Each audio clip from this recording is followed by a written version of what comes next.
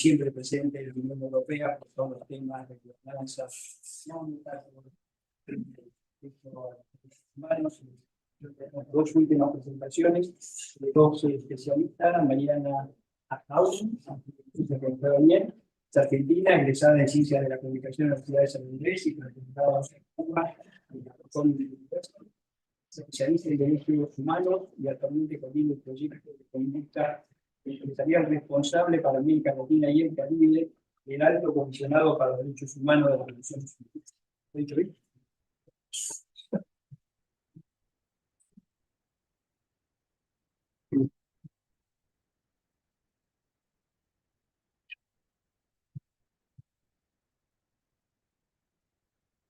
Bueno, ya nos vamos acercando al café, así que les pido un poquito más de paciencia. Venimos a hablar de algo desde una mirada un poco distinta, no sé si esperamos que les resulte de mucho interés. Mi nombre es, bueno, ya me presentaron, pero Mariana Wally, y coordino este proyecto por parte del Alto Comisionado, que es el proyecto de conducta empresarial responsable para América Latina y el Caribe, pero que implementamos junto con OCDE, con OIT y gracias al financiamiento de la Unión Europea.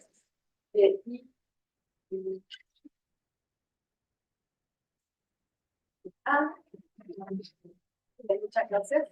Este proyecto se lleva adelante, se implementa en 9 países de la región y lo que busca es trabajar con los estados para promover políticas públicas y normativas y un marco habilitante que permita o que fomente el respeto por los derechos humanos en el marco de las actividades empresariales.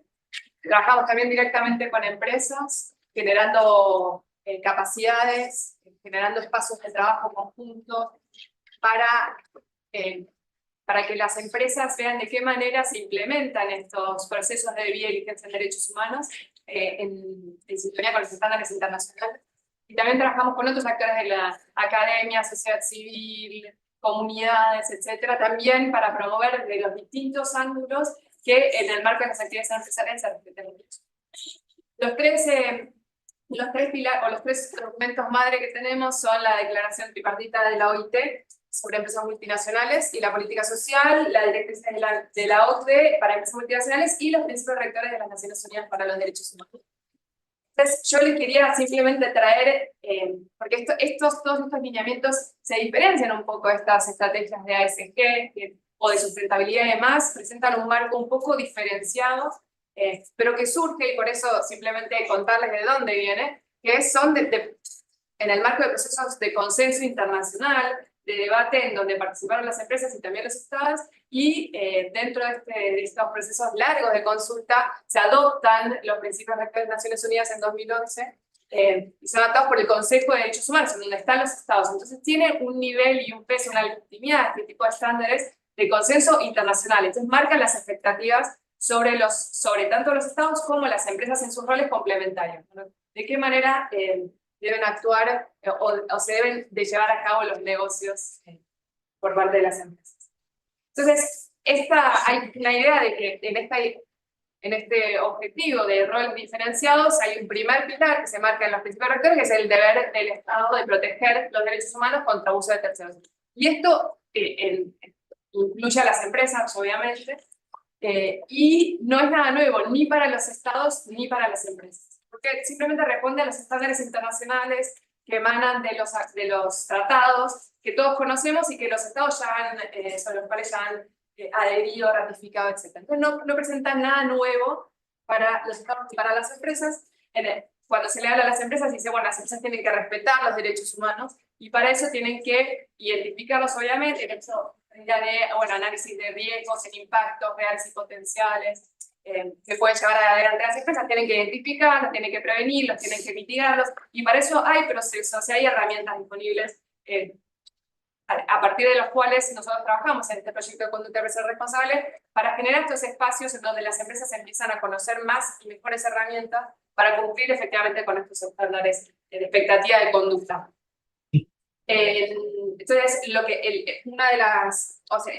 pilar fundamental de este deber de respetar son los procesos de debida diligencia en derechos humanos y el ambiente. Bueno, ¿cómo se llevan adelante los procesos?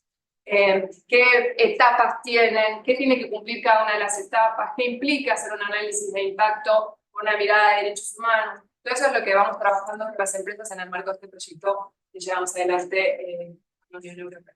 Y el tercer pilar es el acceso a la reparación. Siempre que hay derechos detrás, tiene que estar garantizado el acceso a la reparación. Entonces, bueno, ¿cuáles son los distintos mecanismos? Ahí las empresas también tienen un rol que jugar. O sea, estos mecanismos que pueden tener las propias empresas de queja, de consulta y demás, qué características tienen que tener, qué criterios tienen que tener. O todo eso son cuestiones que vamos trabajando en el marco de este proyecto, guiando un poco a las empresas, a las asociaciones empresariales, para cumplir con estos estándares de estas expectativas de conducta. En el marco del proyecto venimos trabajando con el sector empresarial en general, pero en los últimos años empezamos a afinar un poco y empezamos a priorizar los sectores de la economía, entre ellos el sector extractivo, el sector agro, y un poco también hemos estado trabajando fuertemente con el sector financiero, que es un actor obviamente clave para motorizar lo que está sucediendo con las empresas de la economía real. Sí, gracias. Simplemente para como fortalecer un poco, cuando se le habla a los estados, se dice el estado tiene que tener coherencia política, cuando la Secretaría de Minería, las áreas que están trabajando en promoción de la transición justa y demás, trabajan con sus políticas sectoriales, mismo, bueno, cuando trabajamos en agro, tienen que tener conocimiento de las obligaciones del Estado en el marco de los estándares internacionales. Entonces, tienen que en las políticas de minería estar contemplando los impactos de esas empresas en los derechos humanos. Bueno, ¿cómo se hace eso? Nosotros trabajamos a la par de los estados asesorando, dando asistencia técnica para que en el marco de esas otras tipos de políticas estén contemplando los impactos que van a tener esos desarrollos económicos en los derechos humanos. Trabajamos también con las empresas con esta idea básica de vía y diligencia y cómo llevar adelante esos procesos de vía y diligencia en el marco dentro de las empresas y cómo lograr una reparación. Y por último, la participación como un eje fundamental en de qué manera hay que hacer estos engagements, vincularse con los distintos grupos de interés y los titulares de derecho, cómo debe ser esa vinculación en distintas etapas, tanto de la construcción de la política pública como en los procesos de diligencia y en los procesos de acceso a la reparación. Entonces, hay estándares que van marcando mínimos, que van marcando un poco el norte de cómo deberían ser esos procesos de participación. También estoy corriendo un poco, estamos todos corriendo, ahí va. Ustedes ya lo saben a esto, pero como para enmarcar, cuando hablamos de derechos humanos, ¿qué estamos hablando? Ustedes ya los conocen, algo de trabajo de todos los días. Pero bueno, estamos hablando de las comunidades y pueblos indígenas y cómo a veces esos procesos de participación tienen sus falencias, cómo hacer que esos procesos de participación cumplan con los estándares y sean satisfactorios, cómo el acceso o la conflictividad en términos de la titulación de las tierras y el otorgamiento de licencias y el impacto que eso puede tener también, de nuevo, en comunidades, pero también en comunidades indígenas como en comunidades campesinas.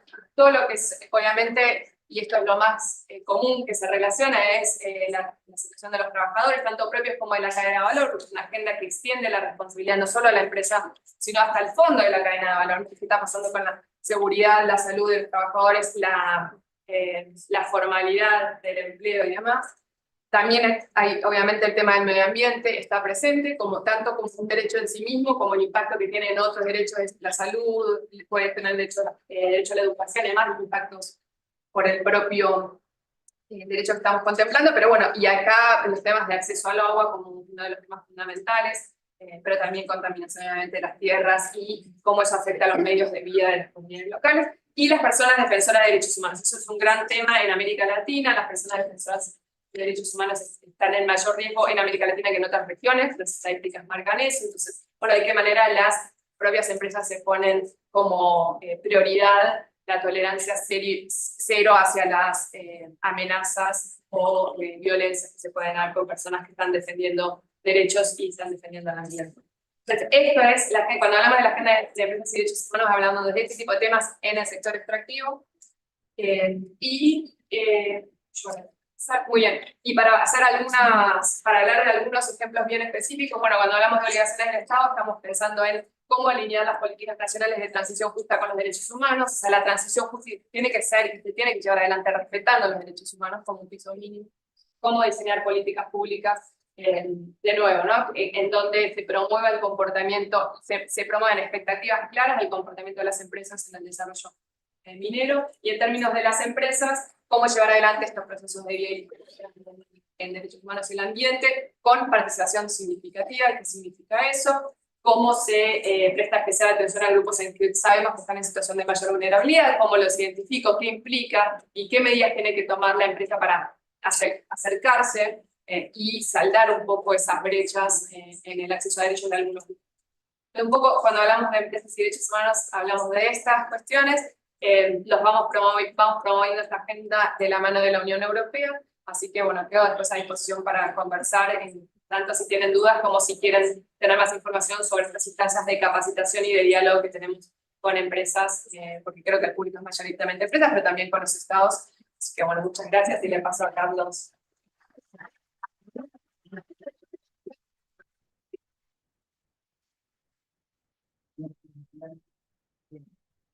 Carlos es doctor en historia